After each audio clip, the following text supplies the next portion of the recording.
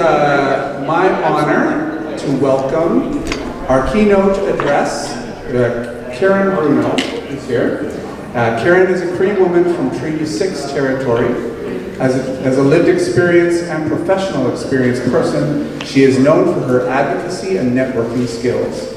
She has had over 27 years to help influence, communicate on community and social issues. Is also known for her creative thinking and problem-solving ability. Karen currently works as a site manager in transitional housing that focuses on a harm reduction and a trauma-informed practice with very hard-to-house population. Welcome.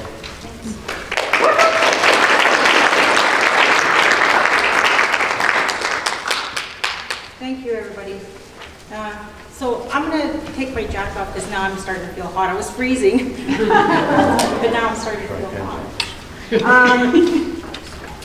So I want to start off by thanking Mike and the rabbi for the prayers. Thank you very much. I wanted to acknowledge that first and foremost. In our culture, we acknowledge Creator first. And so thank you for those prayers. I also want to introduce myself in the Indian way. My indigenous way of being is, my Indian name is Pisa Musqueo, which is Sun Woman. And yes, I'm from the Treaty 6 territory, Samson Van. But I've lived in Edmonton pretty much just about all my life. I was asked to come and speak a little bit about harm reduction and abstinence. And a lot of times, I think the first thing people think is usually harm reduction versus abstinence. Is usually what people think right off the bat. And it doesn't have to be that way. So what it can be is because harm reduction is looking at people and it's reducing the harm and it's respecting where they're at and working from where their perspective and where they're at. Abstinence sometimes is taking a recovery model, but it's also respecting where they're at and it's also reducing the harm. And I'll say that in a different way so that it sort of fits together and it's more common. So quite often we think it's either this or that, but the commonality of both those philosophies and those theories is about reducing the harm that people are experiencing.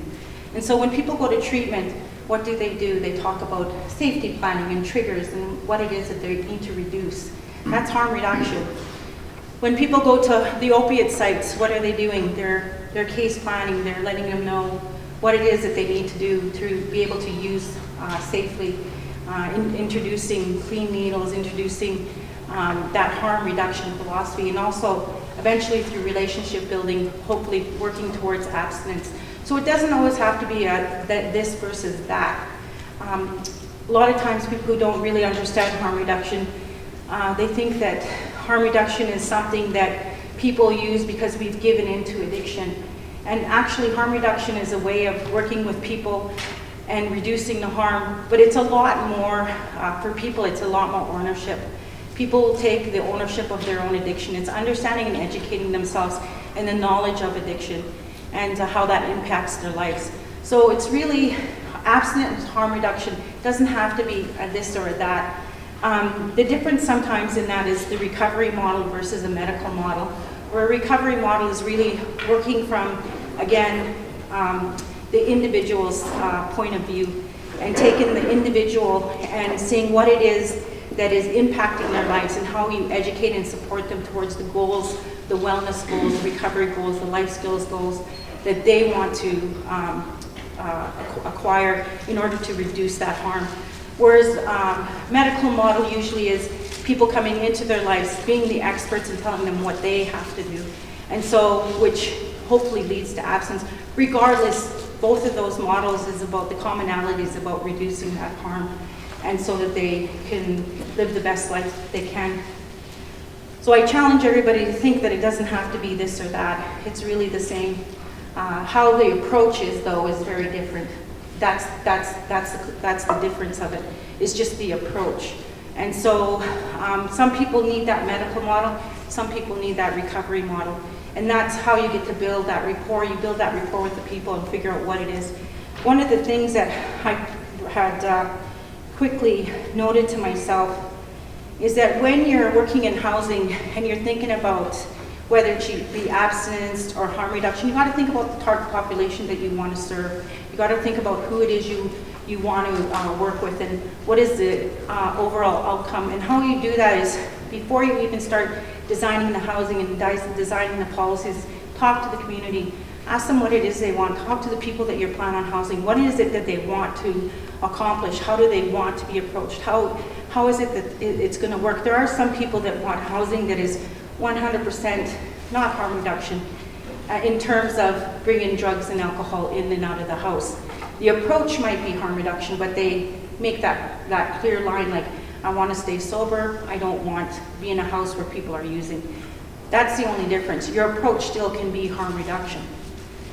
So the other thing that I think people should think about when they're designing housing for a population that is struggling with addictions and homelessness is to really reflect on your policy. There are policies that are designed sometimes that don't support the practice that you guys use. So for instance, you might have policies that don't support an approach, a harm reduction approach, or a relational approach, or a strength-based approach. You might have policies that support more of an institutional style. So you have to be very aware about what you have for your policy, so that staff, when they're following policy, it's supported by a policy that's more around harm reduction. Trauma-informed practice. Trauma-informed practice, again, you really have to think about not just the way that you're writing your policies and saying that you're trauma-informed, but you really need to think about the house, the physical space of that house. And are you setting your house up like a home, or is it set up like an institute? Mm-hmm. So I'll challenge you on something. OH&S quite often will dictate to us that we need big exit signs over the door. What does that look like? You know, those exit signs are triggers. They're trauma triggers for people who've been in and out of child welfare, hospitals, jails, that kind of thing. The other thing that they ask is that on every corner you put one of those mirrors so that you can see around the corner. You know, those things you need to be creative with. So in our houses, what we've done is we've got exits above the door, but they're exits that our residents make. So they're more friendly looking exits. They say exit, it fits the OH&S, but that's a creativity you need to use. That's a creativity you need to create when you're designing your policies. And the dome, as long as you put maybe a mirror or a picture that has a mirror reflection so that you can see around the corner, like, there's way to be creative so that it still has a home-like atmosphere. The other thing is space. I jokingly call it, me and my program manager, we jokingly call it the Karen Bruno test and the Sarah Parrott test. So if I can get into a kitchen and somebody else can get into the kitchen and we're not bumping into each other, so we don't have the coffee maker beside the toaster beside the sink. Because when you have 3 people in there, what are they doing? They're gonna fight for space, right?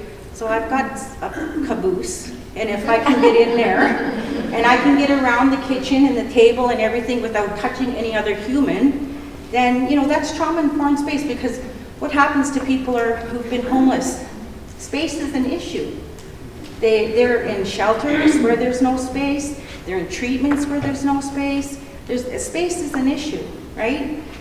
So it's that kind of mindset. And you find those things out by talking to community members. You say, what is important to you? What are the things that you find important? And you'll find out that there's a lot of things that are in that home that are triggers. They're trauma triggers. And so in order for you to build that rapport and that trusting relationship, they need to focus on what they need to focus on, not the fact that things are triggering them and they can't figure out why their heart's palpitating. They can't figure out why they're having anxiety. Something's triggering them. So it's important that they focus on their recovery. I'm going to share something with you from my own sort of personal opinion. And as an Indigenous person, trauma-informed practice and harm reduction practice really is an Indigenous way of being. It's our teachings. Accepting people where they're at, letting them experience what they need to experience, and being there to support them through it, whether it's right or wrong, and not having conditional love. that is a lot of our teachings: respect, kindness, love. Our seven teachings, our seven faith teachings, I'll call it, because we're in a faith group. But those really are our teachings. And so one of the highest numbers of populations that are struggling the most with addictions and homelessness is Indigenous people. We can't skew from the numbers, right? And they're also the hardest to house. Why is that?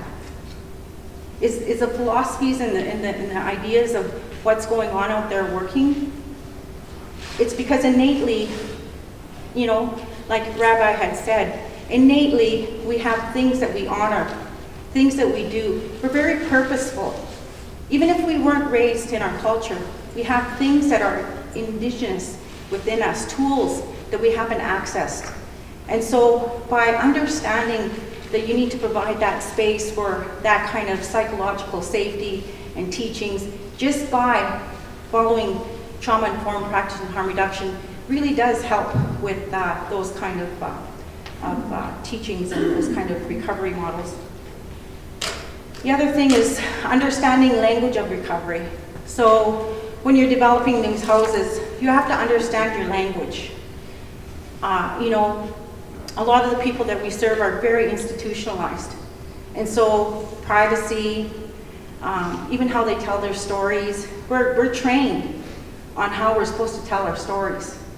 Even if we just want a bus pass, we'll tell a long story to get a bus pass, because we've been trained that way.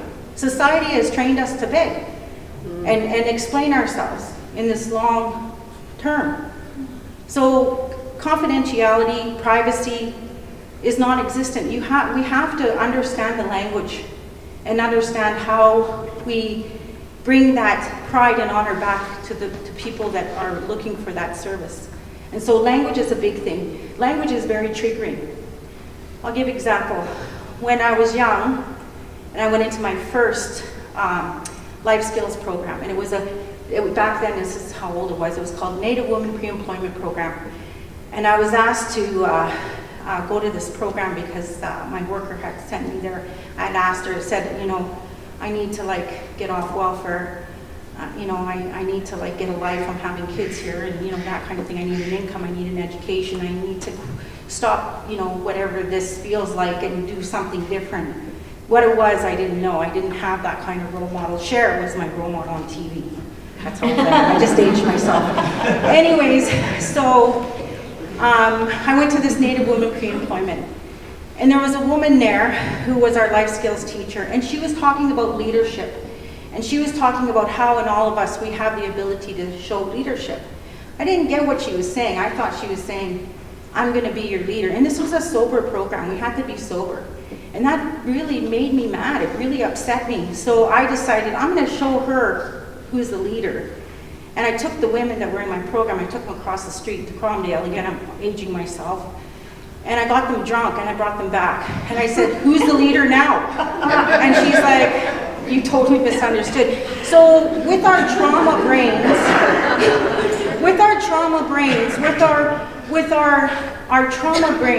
our defensive mechanisms, our programmed ideas, we don't hear properly.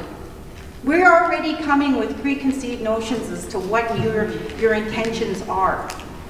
And so we're already programmed to protect ourselves as best we can, defend ourselves as best we can, but still at the same day try and get what we feel we need to get. So language is really important. The other thing that is really important is staffing models. So if you're hiring for a transition house, that comes with transition language, it comes with transitional practice, it comes with transitional policies, it comes with setting the house as a transitional house. That also comes with transitional staff.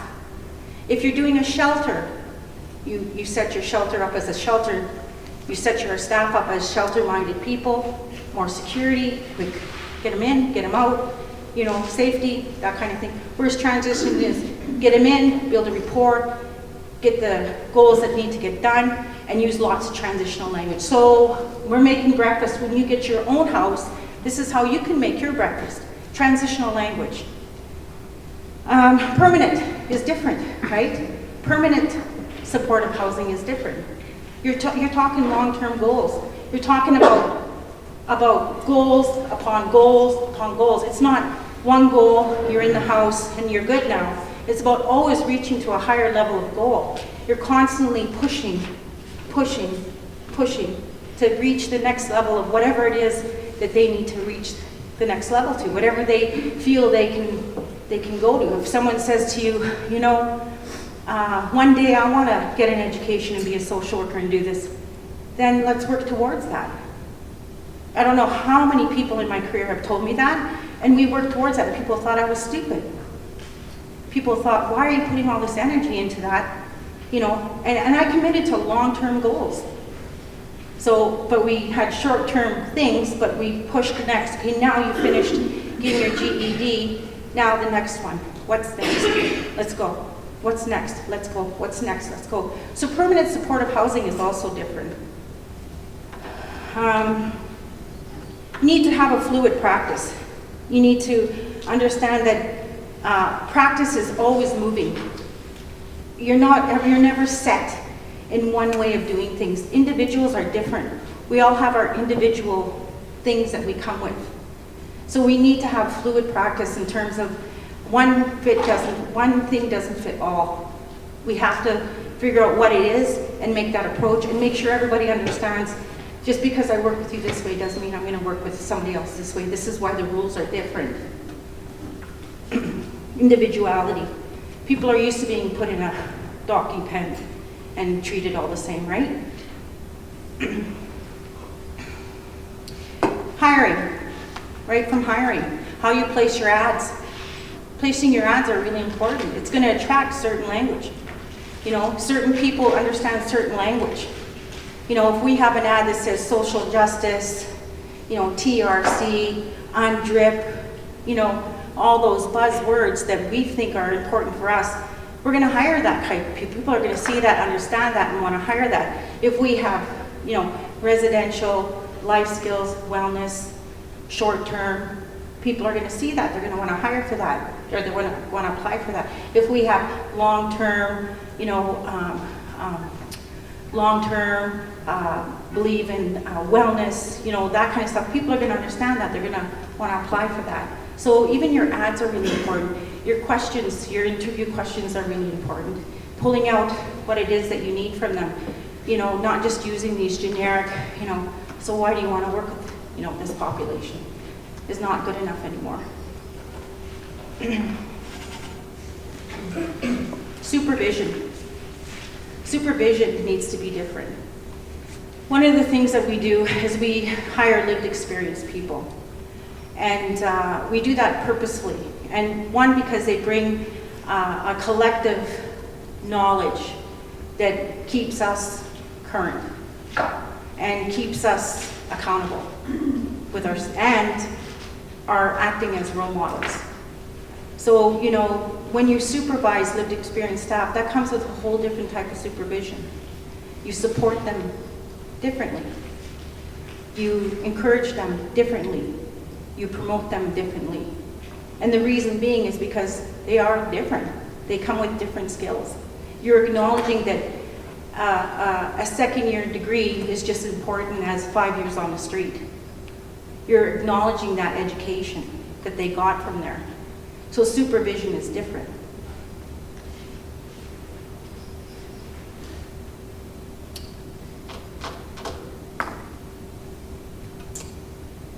I'm going to talk a little bit about institutionalization. So I had said a lot about how people come and they're institutionalized.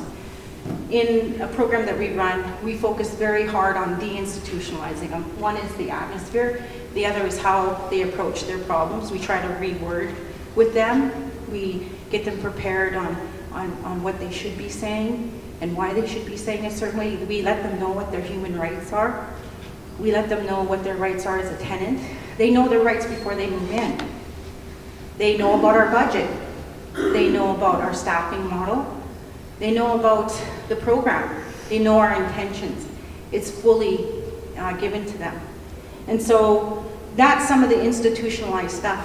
But it's also from an Indigenous perspective, it's a decolonization process that we use. We also call it decolonization, because a lot of us Indigenous people have been colonized. And so one of the things that we need to do as Indigenous people is come into our own and figure out who we are as Indigenous people. We can't do that when we have colonized systems keep on reminding us how dysfunctional we are, and we keep on having systematic racism that gives us barriers so that we can't go to school, that we can't be successful, so we can't do that. And so we have to learn as Indigenous people at a young age that we have to work 10 times harder. Any minority really, but particularly Indigenous people. You know, we have a loss of language, we have a loss of our culture, we have a lot of grief and loss. We're grieving all the time, we're within mourning. We have trauma in our blood, generational trauma. So we're constantly decolonizing and educating what it is that they need to do. I've got 3 grandsons, and my 7-year-old, I've already started explaining by the time he was 5 when he entered school about what he'll have to do as an Indigenous boy in the education system and what he has to learn. Same difference. We have to do that kind of stuff. And how I do that is by teaching him how to be knowledgeable about his culture. When he's culturally inept in his ceremonies and his spirituality and who he is as an Indigenous person, he'll be a much more stronger man to be able to confront or handle some of these systems. The other thing is remembering the TRC recommendations and what you as a housing program is going to do in those recommendations that were given, and the UNDRIP, and what you guys as an organization is going to do with those recommendations. So when we talk about harm reduction, we talk about abstinence, it's really one and the same. I challenge you not to think of it different. Harm reduction is working towards abstinence, and it's working towards reducing harm. So it's important that you open your minds to that and you challenge your minds to that way of thinking. And with that, I'm going to say thank you and have a good evening.